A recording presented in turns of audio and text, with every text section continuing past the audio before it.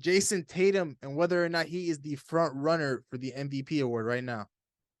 To me, there's no debate on this. There should not be an argument for anyone else. And I feel like if there is an argument for anyone else, it's just simply agenda. Jason Tatum to me is quite clear the front runner for the MVP. When we talk about him taking a leap in terms of his scoring, just overall efficiency as a player, I mean, the guy's averaging about 31 a game.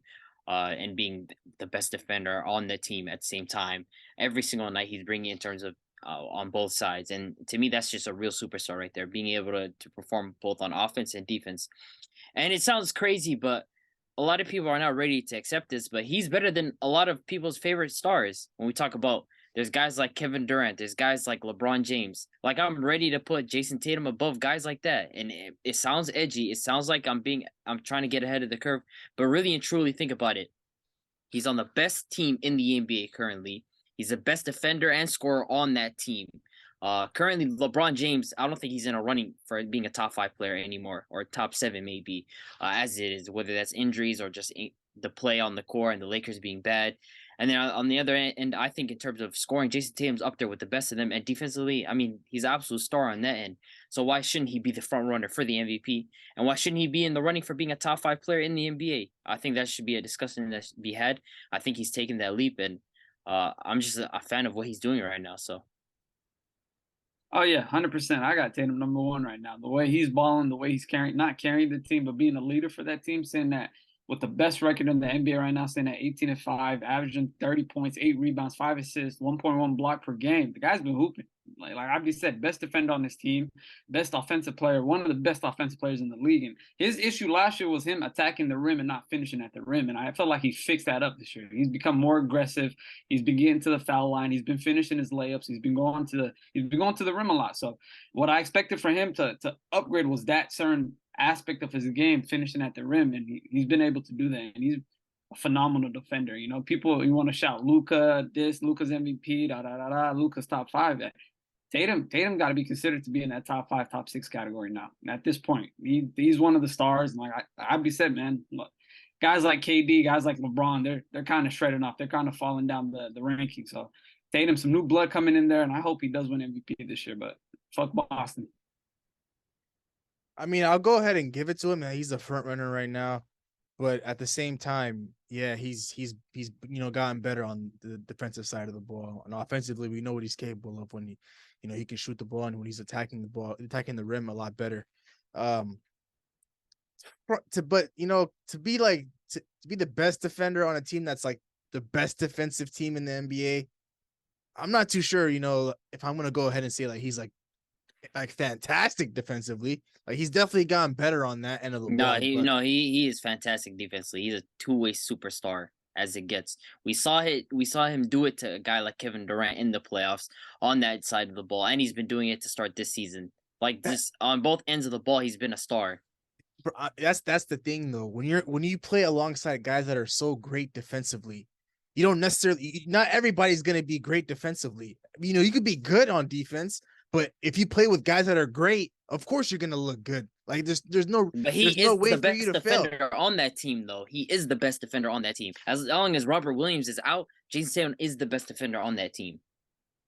I mean, I think his teammate Marcus Smart might have something to say about that. Nah, I He's ain't the giving it to defensive that player fake. of the I year. ain't giving it to That's a that fraud. fake That's defensive fraud. player of the That's year, fraud. Stop. man. That's He fraud. should give that. He needs to give that award to Robert Williams, man. He robbed that award from him.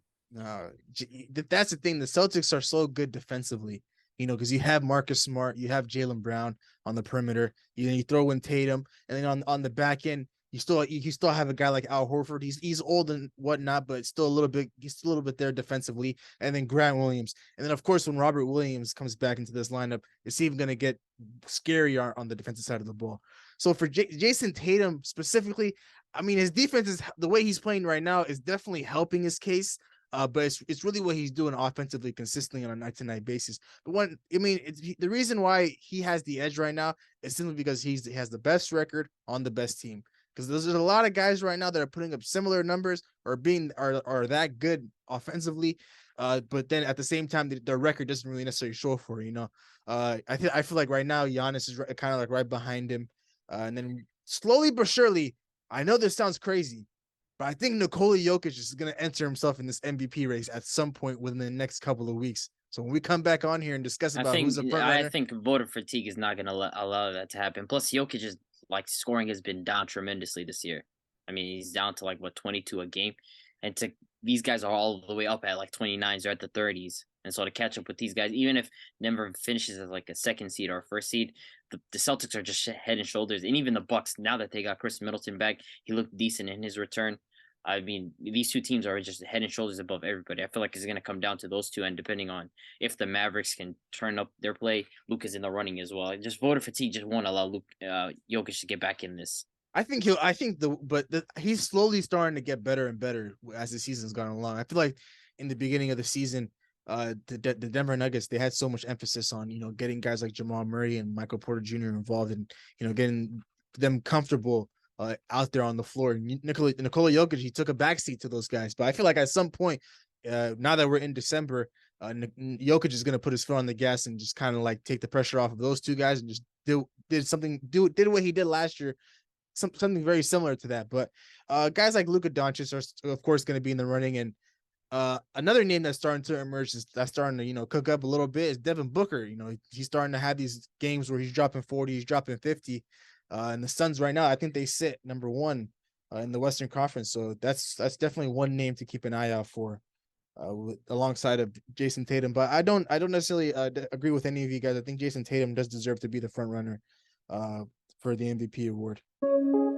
Record a new hit, then we making us a film. Wouldn't sign a deal if I got a couple mil. Been in the lab, now they throwing out deals. Me and now Lakes, now that's overkill.